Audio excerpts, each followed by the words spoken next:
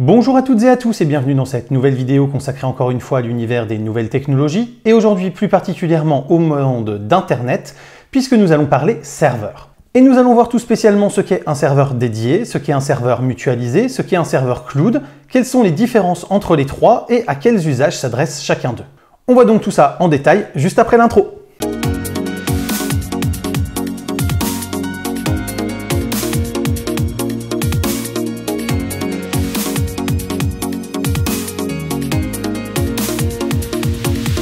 Que vous souhaitiez faire votre propre serveur ou en louer un auprès d'un hébergeur spécialisé comme Online, OVH, AWS, Scaleway, Ionos, Hoster ou encore Ikula, vous allez avoir trois possibilités. Optez pour un serveur dédié, pour un serveur mutualisé ou pour un serveur cloud. Cette troisième possibilité n'est en fait accessible qu'en passant par un prestataire de service, mais nous allons essayer d'en détailler les caractéristiques et les différences malgré tout. Commençons d'abord par les différences les plus évidentes. D'un côté avec le serveur dédié, qu'il soit chez nous, chez un ami ou chez un fournisseur de service, c'est un serveur physique complet que vous louez en totalité. Pour faire simple, c'est donc un ordinateur complet avec son ou ses processeurs, sa mémoire vive, son ou ses disques durs, parfois même une ou plusieurs cartes graphiques, le tout relié à Internet. Vous pouvez accéder à cet ordinateur à distance et y installer tout type d'applications selon vos besoins. Cela peut aller du simple hébergement de sites web à des usages beaucoup plus spécifiques comme des serveurs de partage de données, des serveurs de communication, des serveurs de jeux ou d'hébergement de jeux en direct, des applications de calcul ou de simulation, etc. L'avantage du serveur dédié est que vous le dimensionnez selon vos besoins. Si vous voulez héberger un petit blog avec un peu de visiteurs, un Raspberry Pi pourra par exemple largement suffire. Si vous souhaitez plutôt y héberger un serveur de communication audio et vidéo personnel et y faire tourner des applicatifs nécessitant de gros calculs pour par exemple simuler des modèles climatiques, alors vous pourrez opter ou louer de gros serveurs avec plusieurs processeurs puissants, plusieurs cartes graphiques et beaucoup de RAM. Bien sûr, à l'achat comme à la location, le prix augmente en fonction de la puissance des composants et des espaces de mémoire vives ou mortes qui seront nécessaires. L'avantage principal du serveur dédié réside surtout dans sa gestion quotidienne. Sauf exception ou option proposée par le loueur, vous êtes le seul maître à bord. Vous avez donc accès à l'ensemble des fonctions, y compris à la racine. C'est vous qui choisissez ce qui peut y être installé, comment le paramétrer, comment répartir les ressources entre chaque applicatif, etc. Et vous pouvez même dans l'absolu le transformer en serveur mutualisé pour d'autres utilisateurs en sous-louant une partie des ressources de calcul ou de stockage dont vous n'avez pas besoin. Mais vous comprendrez mieux ce point lorsque l'on détaillera le principe du serveur mutualisé. Avec ce type de serveur, c'est également vous qui êtes responsable de sa sécurité, de l'installation des logiciels ou des protocoles nécessaires à sa protection. Et comme vous êtes le seul, s'il est bien sécurisé, à pouvoir y accéder, vous vous garantissez le bon fonctionnement, la disponibilité totale de ses ressources et de sa bande passante, et l'accès aux données qu'il contient. Voilà dans les grandes lignes pour le serveur dédié. Passons donc maintenant à son petit frère, le serveur mutualisé. Le serveur mutualisé peut aussi se trouver sous le nom de VPS pour Virtual Private Server ou serveur privé virtuel. Le principe, c'est d'héberger sur un même serveur physique, donc un même ordinateur, plusieurs systèmes pour plusieurs utilisateurs en même temps. Pour ceux d'entre vous qui suivent la chaîne et qui s'intéressent à Synology, c'est ce que vous faites quand vous créez des sessions sur votre Synology pour vos amis ou votre famille.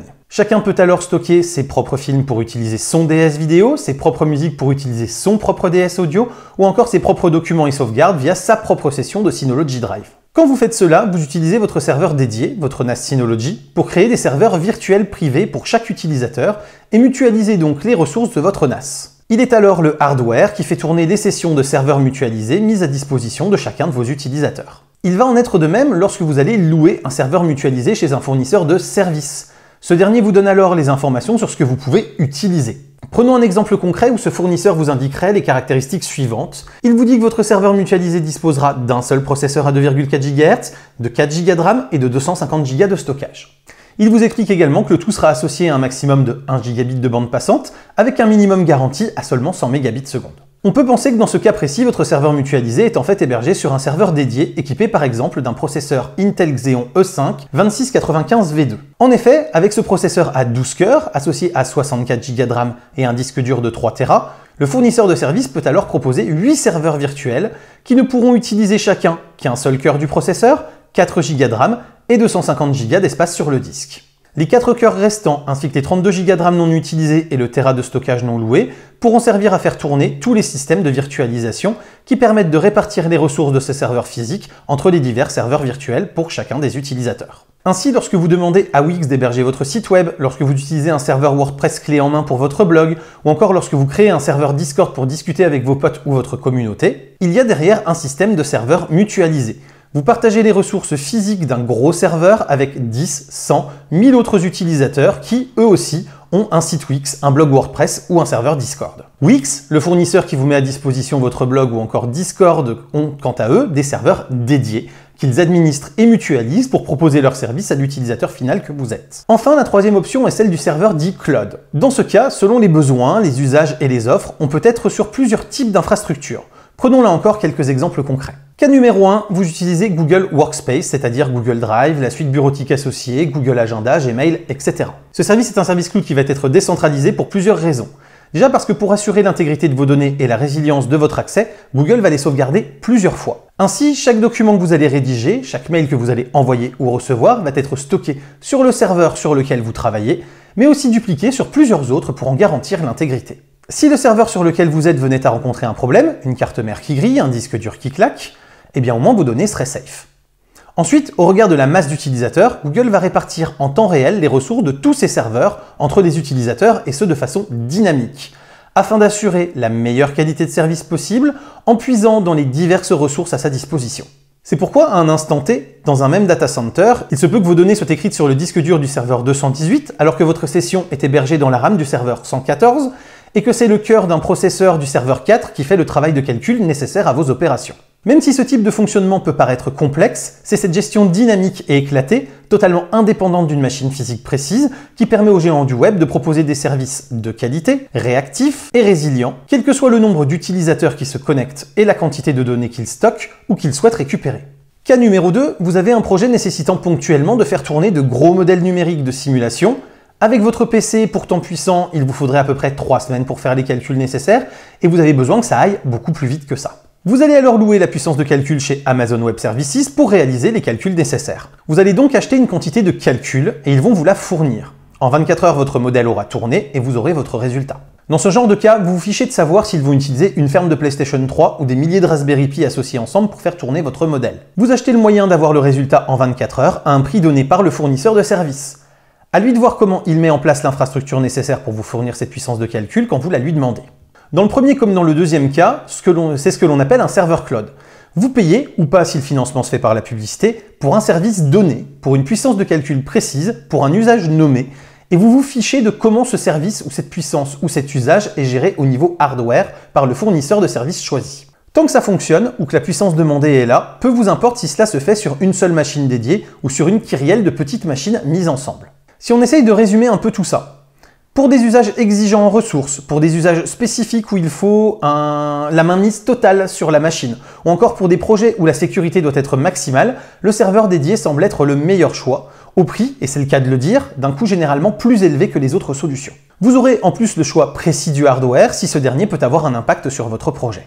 Il sera également possible, si nécessaire, et selon les besoins et la taille de l'entreprise, de demander des solutions spécifiques à l'hébergeur pour déployer ses propres serveurs dans ses locaux, c'est ce qu'on appelle de l'housing, ou pour qu'il étudie une solution basée sur plusieurs serveurs dédiés qui se répartiront les charges de travail.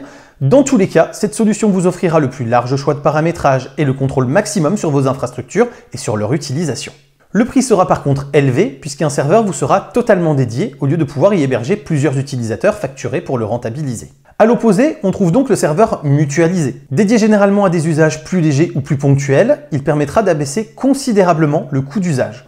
On trouve en effet des serveurs mutualisés pour à peine 1 € par mois qui pourront déjà répondre à pas mal d'usages, aussi bien pour les particuliers que pour des TPE-PME. On peut aussi se retrouver sur des serveurs mutualisés lorsque l'on achète un service et non un hébergement, ou lorsque l'on utilise un service gratuit sur le web, comme par exemple un blog. Et enfin, entre les deux, on retrouve les serveurs cloud qui permettent, selon les usages, les services et le prix payé par l'utilisateur, de se reposer sur un serveur mutualisé ou sur plusieurs serveurs dédiés agrégés. Cependant, on demande alors ici un service ou une puissance et on laisse le fournisseur choisir la solution appropriée pour répondre à cette demande. L'avantage principal étant que l'on n'a alors virtuellement aucune limite quant à l'augmentation potentielle des besoins et de la puissance supplémentaire associée. En fonction de vos projets, de vos ambitions ou de vos compétences, il y aura l'une de ces solutions qui sera la plus appropriée par rapport aux autres. C'est à vous de voir ce dont vous avez besoin ou de vous faire accompagner dans ce choix si vous n'avez pas l'expertise suffisante pour choisir et gérer cela. J'espère en tout cas que cette vidéo vous aura plu et vous aura appris des choses et que les experts en réseau qui l'auront vu ne seront pas trop perplexes devant certains raccourcis ou certaines simplifications qui auront été faits pour sa bonne compréhension. Si c'est le cas, n'hésitez pas à commenter, liker, vous abonner et partager, c'est le fameux clap. N'hésitez pas non plus à faire un tour sur Tipeee et sur Utip pour soutenir la chaîne financièrement, ça fait toujours extrêmement plaisir. Et quant à moi, je vous dis à très bientôt pour plein de prochaines vidéos photos, techno, informatique et jeux vidéo qui font le contenu de la chaîne au quotidien. D'ici là, continuez de rester curieux et de regarder des vidéos sur YouTube. Salut à tous! Bye bye.